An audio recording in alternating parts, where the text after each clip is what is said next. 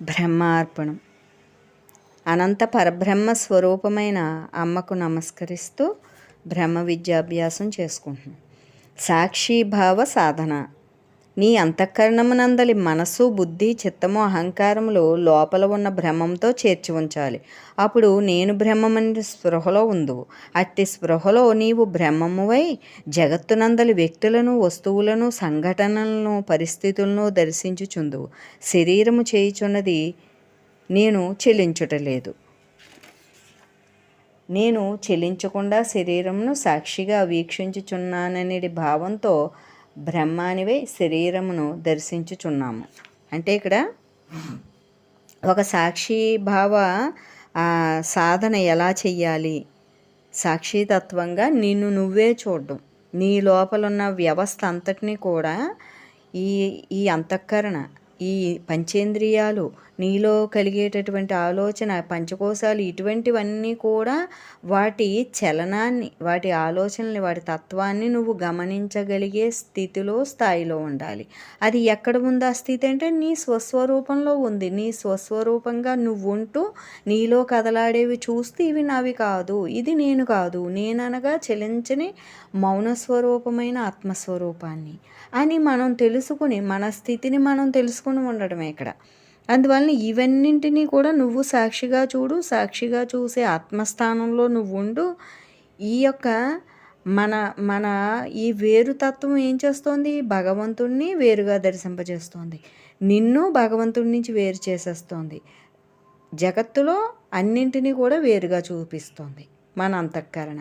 అందువలన అసలు వేరు చేసే ఈ ఈ తత్వాన్ని ఒకటి చేసి, పంచేంద్రియ వృత్తులు వేరుగా ఉన్నప్పటికీ కూడా ఇది ఆత్మాధారంతో ఉంది. పంచేంద్రియాలు వేటి పని అవి చేస్తున్నాయి, చెవులు వింటాయి, నోరు మాట్లాడుతుంది. అలాగ మనం అన్నీ ఒకే శక్తి ఆధారంతో ఉన్నాయని గమనిస్తే, అక్కడ గుర్తిస్తే ఏం జరుగుతోంది? వాటి యొక్క తత్వానికి మనం గురవ్వట్లేదు. లేకపోతే పంచేంద్రియాలు 5 రకాలుగా మనని తీసుకెళ్తూ ఉంటాయి. అది ఏమైంది? ద్వైతానికి తీసుకెళ్ళడం అయింది. అందువలన మనం సత్యాన్ని గ్రహించి ఏ అవస్థకి కూడా మన లోపల ఉన్న వ్యవస్థ ఒక్కొక్క అవస్థలో ఉంది, దేనికి లొంగకుండా నేను ఆత్మస్వరూపాన్ని అని చూడడం, ఉండడం, మాట్లాడడం అన్నీ కూడా ఒకే ఆధారంతో జరుగుతున్నాయని గమనించి చేయడమే అక్కడ. నేను ఆత్మస్వరూపాన్ని, ఇది అనంతాత్మ ఆధారంతో ఉంది, ఇదే సత్యం. తర్వాత నేను ఆత్మస్వరూపంగా చూడాలి. జగత్తులో ఉన్నది భగవంతుడే. జగత్తులో వివిధ తత్వాలని నేను చూడకూడదు. అలా మనం మన జీవితంలో పాఠం నేర్చుకోవాల్సింది ఇది. ఇక్కడ ఆత్మజ్ఞానం అంటే మన ఆత్మస్వరూప శక్తితో, సద్గురువు సహాయంతో మనని మనం తెలుసుకోవటమే ఆత్మజ్ఞానం. శక్తి ఎక్కడిది? ఆత్మస్వరూపానిది. సహాయం ఎవరు? సద్గురువు. తెలుసుకోవాల్సింది ఎవరు? మనం. దేనిని చూస్తూ తెలుసుకోవాలి పాఠం? మన జీవితాన్ని. అలాగే మన ఈ లోపల అంతరాత్మ చుట్టూ అల్లుకుని ఉన్న అవిద్యని చూసి ఇది నేను కాదు అని సాక్షి తత్వంతో చూసి, చూస్తున్నవాడని నేను, ద్రష్టని నేను.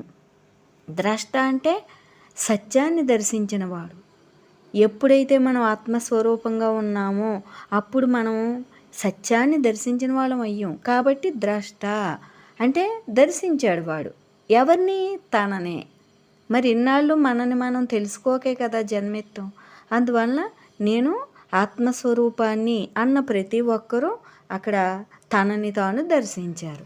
వాడే ద్రష్ట. ఈ ద్రష్ట ఏం చేయాలి? ద్రష్టగా మాత్రమే చూడాలి.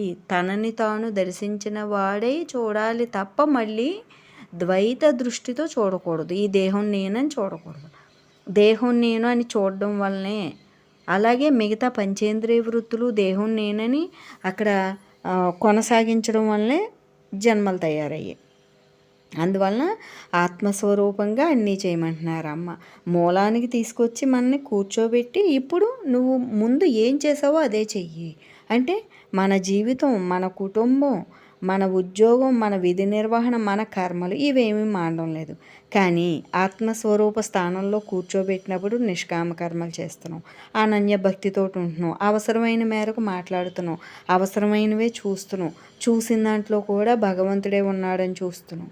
అంటే ఎక్కడా బంధింపబడని జీవితం. కానీ నువ్వు తెచ్చుకున్నదే, ముందు నుంచి ఉన్నదే, ఏది రాసుకున్నావో అదే జీవితం. కానీ అప్పుడు బంధింపబడింది, ఇప్పుడు బంధింపబట్టలేదు. ముందు బంధించబడినా ఇప్పుడు బంధింపబడకుండా నువ్వు తెగ తెంచుకుని జీవిస్తున్నావు కాబట్టి ఏమైంది? అది తెగిపోయింది. ముందు ఏర్పాటు చేసుకున్నా ఇప్పుడు నేను ఆత్మనని జీవిస్తున్నావు కాబట్టి అక్కడ నిర్మాణమైంది కూడా తొలగిపోతుంది. ఎందుకంటే అక్కడ అసలైన ఆత్మస్వరూపుడే ఈ నిర్మాణం నాది కాదు అని ఒక కూలగొట్టినట్లుగా, ఒక నిర్మించిన ఇంటిని కూలగొట్టినట్లుగా నేను ఆత్మస్వరూపాన్ని అంటే భవిష్యత్తుకి అక్కడ ఏమీ లేదు ఆధారం. నేను జన్మెత్తను, నేను ముక్తి పొందుతాను అన్నప్పుడు దానికి బలం ఏంటి? భవిష్యత్తు రాతకి ఇంక బలమేముంది? నువ్వు విడిపోయావు, కాలానికి అతీతంగా విడిపోయాం మనం. అదే కాలానికి లోబడి జీవుడిగా ఈ దేహం నేనని ఉంటున్నప్పుడు గతం భవిష్యత్తు మనకు వర్తిస్తుంది.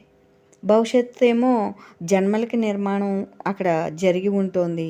గతమేమో నువ్వు ఈ పని చెయ్యి, ఎలా సంపాదించు, ఎలాగ ఒకరిని చంపు, లేదా ఒకరి చేతిలో మరణించు, ఇటువంటి రాతలన్నీ ఉండొచ్చు.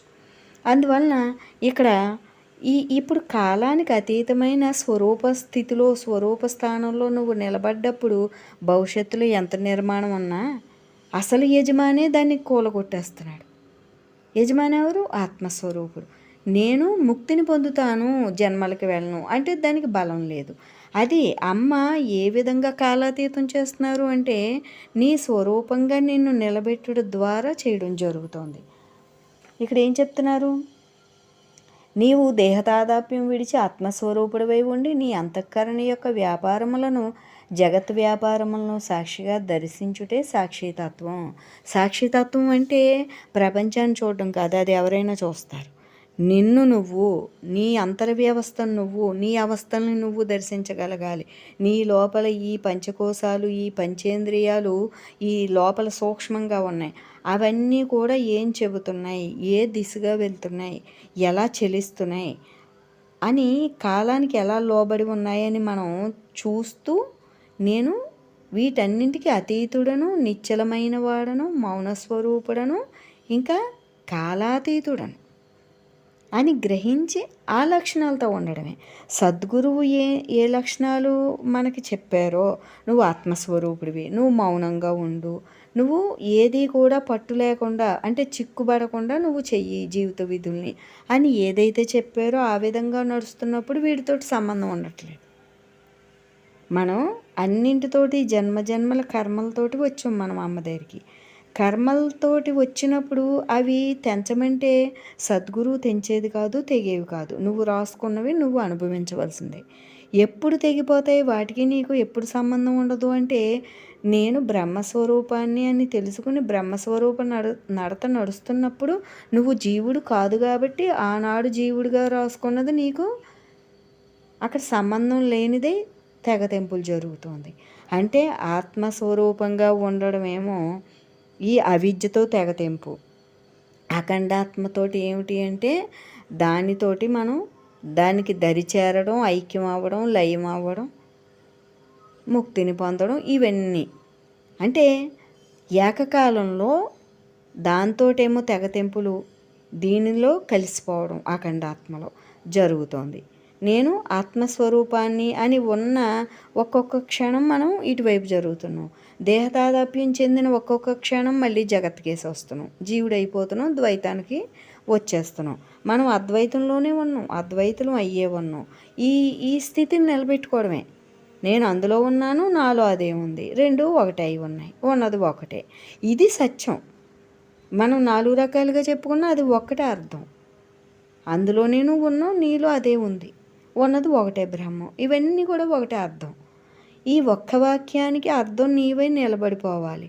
ఎవరైతే సత్యాన్ని తెలుసుకుని సత్యస్వరూపంగా జీవిస్తూ తానే సత్య రూపుడై నిలుస్తాడో, రూపం కూడా అందులో కలిసిపోవాలిగా. రూపం దాని విధి చేస్తుంది. నేను నా లోపల సత్యం తెలుసుకున్నానని అధర్మం చేస్తామా? చెయ్యం కదా. అంటే రూపం స్వరూపం ఏకమయ్యి నువ్వు ఒక సత్య రూపుడివై నీ నామం రూపం కాకుండా సత్యం నీ లోపల ఉన్న సత్యాన్ని తెలుసుకున్న వాడివై కొత్త జన్మ ఎత్తినట్లుగా నువ్వు జీవితాన్ని కొనసాగించాలి. అది మనకి సద్గురువు నేర్పేది ఏమిటి? ఇంకా ఇక్కడికి వచ్చిన తరువాత గతంతో సంబంధం లేదు. ఇంకా నువ్వు జీవుడువు కాదు, ఆత్మస్వరూపుడివి. ఇంకా ఆత్మస్వరూపం ఎలా నడవాలో అక్కడ సత్సంగంలో నేర్చుకుని నడవడమే అన్నది అక్కడ సత్సంగం ఉద్దేశం. అనంత సర్వవ్యాపకమైన చైతన్య శక్తి ఒక్కటే ఉంది. అదియే నేను అనేది అనుభూతితో ఉండాలి. కానీ భావముఖ స్థితి యందు రెండు అనుభూతులు ఏకకాలంలో నడుచుచుండును. అంటే భావం ఇటువైపు చూస్తున్నప్పుడేమో ఈ దేహం నేను, వీళ్ళంతా నా వాళ్ళు, ఇదంతా నాది. మళ్ళీ అంతర్ముఖంగా ఉన్నప్పుడేమో నేను ఆత్మస్వరూపాన్ని నన్ను నేను ఉద్ధరించుకోవాలి, ఇప్పుడే నేను ముక్తిని పొందాలి, సద్గురువు లభించినప్పుడే నేను ద్వైతానికి వెళ్ళకూడదు, రాగద్వేషాలకు కదలకూడదు అని లోపల అటువంటి స్థితి కలుగుతూ ఉంటుంది. ఇటు చూస్తే ఇది నిజం అనిపిస్తుంది.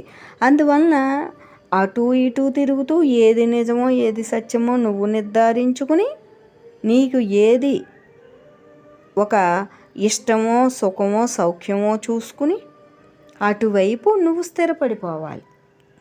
జన్మలు ఎత్తినా పర్వాలేదు, నేను ఇవన్నీ అనుభవించాలి అనుకున్నవాడు అనవసరం సాధన.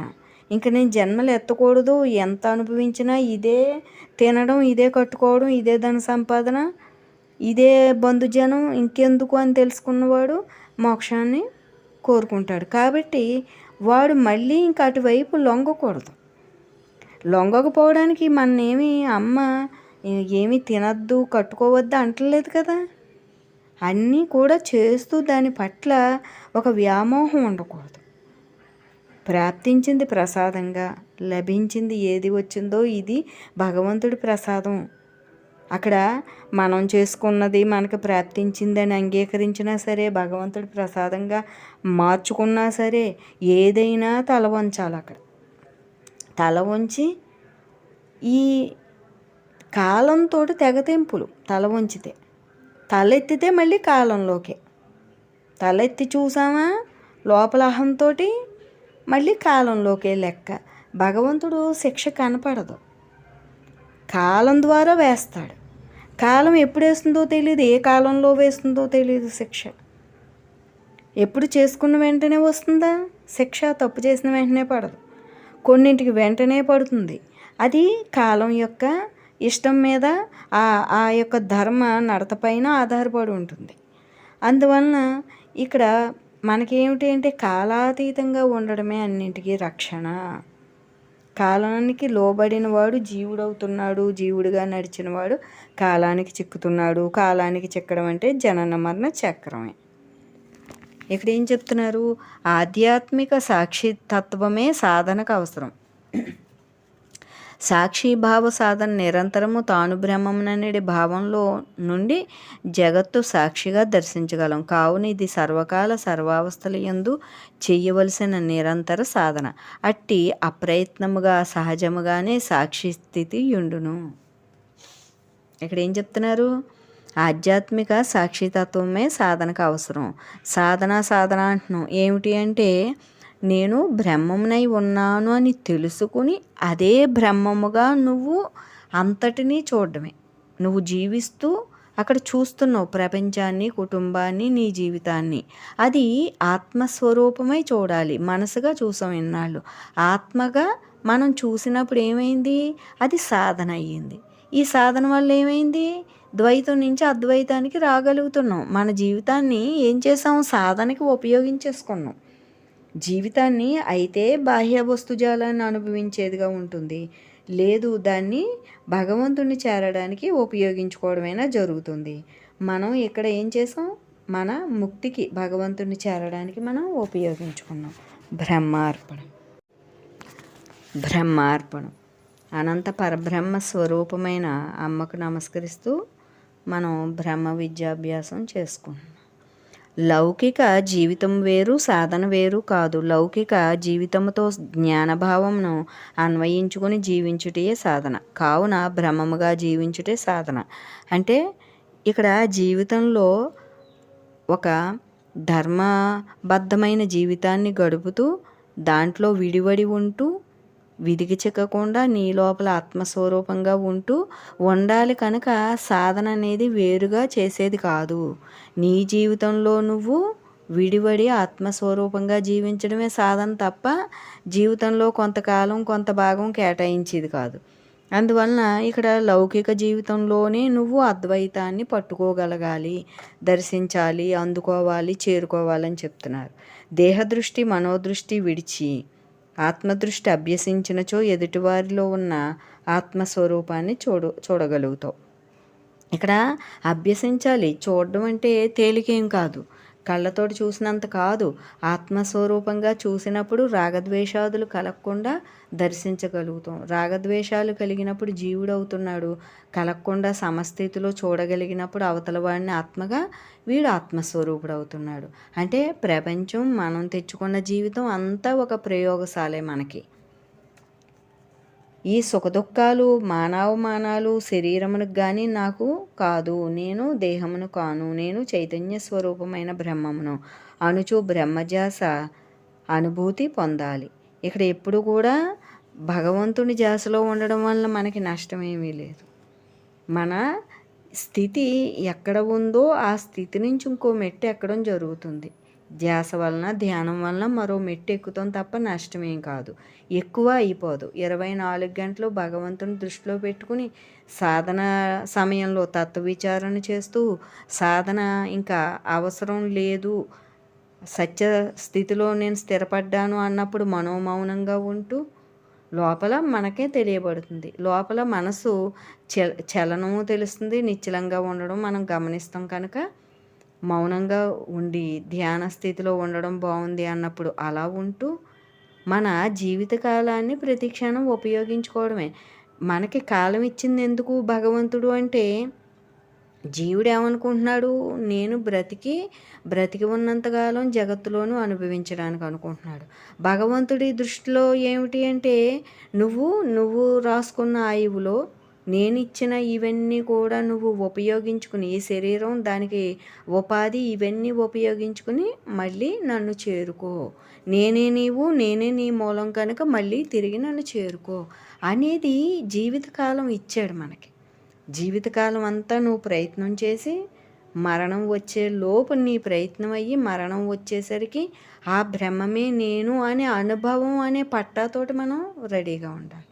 ఏమిటి భగవంతుడిలో ఐక్యమయ్యేది మన చేతిలో ఏముండాలి అంటే, ఒక చదువుకున్న వాడికి ఒక పట్టభద్రుడు అయినట్లుగా మనకి నీవే నేను, ఆ బ్రహ్మమే నేను, ఉన్నది ఒక్కటే పరబ్రహ్మ స్వరూపం అని అనుభవ జ్ఞానంతో ఉండాలి మనం మరణించే సమయానికి. అప్పుడు ఉన్నది ఒక్కటే అంటున్నాడు కాబట్టి, వీడు అదే అంటున్నాడు కాబట్టి, వీడికన్నా నేను అన్యం కాదు అని తెలుసుకున్నాడు కాబట్టి, భగవంతుని కన్నా అన్యం కాదు అని తెలుసుకున్నాడు కాబట్టి ఇంకా అందులోనే మిగులుతాడు. దృష్టి ఎక్కడో నీ జన్మ అక్కడ, నీ దృష్టి ఎక్కడ పెట్టో భగవంతుని పైన. భగవంతుని చేరుకున్నవాడు మళ్ళీ ఇటువంటి జన్మ ఎత్తుతాడు. ఒక కష్టమైన దుఃఖహేతువైన జన్మను ఎత్తుతాడా భగవంతుని దర్శించి చేరుకున్నవాడు? భగవంతుని చేరుకోవడమే జన్మల్ని అంతం చేసుకోవడం. కాబట్టి ఇక్కడ మనం సత్యాన్ని గ్రహించిన వాడికి ఇంకా భగవంతుడి సాన్నిధ్యమే కానీ ఇంకా జన్మ ఎందుకు ఉంటుంది? అందువలన ఇక్కడ ఏం చెప్తున్నారు, శరీరమును తాను ధరించిన వస్త్రము వలె తన యొక్క నీడలా భావించుము. శరీరమును నటుడు ధరించిన వేషముగా భావించి తాను బ్రహ్మనిష్ట యందు ఉండి శరీరం యొక్క పాత్ర పోషించాలి. ఇక్కడ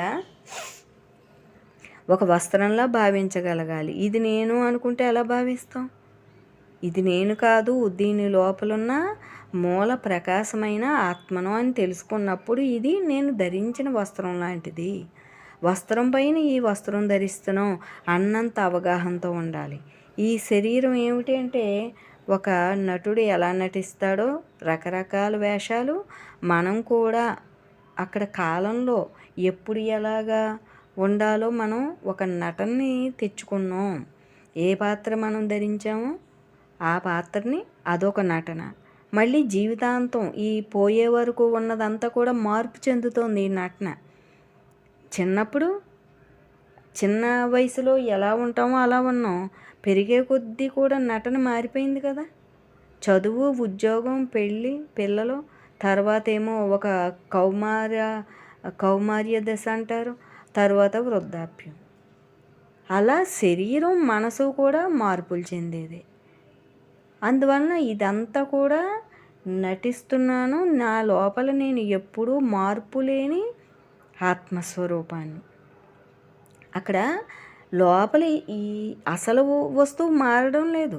నువ్వు జన్మలెత్తినా మారదు, ఒక శిశువుగా ఉన్నా మారదు, వృద్ధుడైనా మారదు. దానికి వృద్ధి క్షయాలు లేవు. అటువంటి శక్తి మనలో భగవంతుడు కొద్దిగా నిక్షిప్తం చేశాడు. ఇది నీవు దీంతో నువ్వు అనుకున్నవన్నీ చేసుకో అంటే, అక్కడ మనం ఈ సత్సంగులు ఏం చేసాము అంటే, ఇక్కడ మనం అనుకున్నవి అలాగా ఏదోలా జరుగుతాయి. ఈ కొద్దిపాటి శక్తిని ఉపయోగించుకుని అనంత శక్తిలో నేను లయమైపోతాను అని మనం ఈ సాధన అంతా చేసేది. ఇక్కడ ఏం చెప్తున్నారు? క్షమ, తితీక్ష, సహనము వంటి సద్గుణాలతో ఉండాలి. ఇతరుల సుఖము చూచి మత్సరము లేకుండా జీవించాలి. నేను నాది అనే భావన విడిచి బ్రహ్మభావంతో ఉందాం. ఇక్కడ అన్ని లక్షణాలన్నీ కూడా ఈ కామక్రోధ మోహలోభాలు, ఈ ద్వేషం, ఇవన్నీ కూడా మనకి కలిగినప్పుడు ఎదటి వాళ్ళు మారడం లేదు, ఇక్కడ మనకి నష్టం కలుగుతుంది. అందువలన నీలో ఏది కలిగినా నీకు నష్టం తెచ్చేదే అని చెప్పి మనం తెలుసుకోవాలి. ఇక్కడ ఏం చెప్తున్నారు? దుర్మార్గులైనను వారిలో బ్రహ్మమును చూడాలి. అంటే ఎటువంటి వారిలోనైనా బ్రహ్మశక్తి ఉంది, కానీ వాళ్ళ తత్వానికి మనం దూరంగా ఉండాలి. కానీ మనం ఏం చేయడానికి వాళ్ళలో బ్రహ్మాన్ని చూడాలి. అది పైన పాత్రకి ఎప్పుడు కూడా మనం జంతువుకి జంతువు అని దడవాలి, దుర్మార్గుడికి దుర్మార్గుడని దడుస్తాం. కానీ లోపల వాడు బ్రహ్మమే. మనం చేసేది ఆపేస్తాం. మనం కొట్టేది, తిట్టేది, నష్టం తెచ్చేది మనం ఆపేస్తున్నాం. కాబట్టి మనం బాగుపడతాం. ఇక్కడ మన లోపల ఏదైనా చెడు మొదలైతే మనమే చెడిపోతున్నాం. కాబట్టి అమ్మ మన లోపల మంచిని తెలియజేసి నువ్వు ఇలాగే ఉండు, సన్మార్గాన్ని నడువు అని మనకి ఎప్పుడైతే బోధించారో అప్పుడు మన మంచి ఈ యొక్క నడత మనకి మరింత మంచిని చేకూర్చింది. ఎదటి వాళ్ళకి లాభం కాదు, మన నడత మనకే. వాడిని నేను తిట్టలేదు, వాడు నా మంచితనం అని మనం అనుకోక్కర్లేదు. తిట్టనందువలన మనకి మంచి జరిగింది అని తెలుసుకోవడమే. మనకి ఎంత ఓర్పు ఉంటే అంత ఓర్చుకుంటే మనకే మంచిది. బ్రహ్మార్పణమస్తు.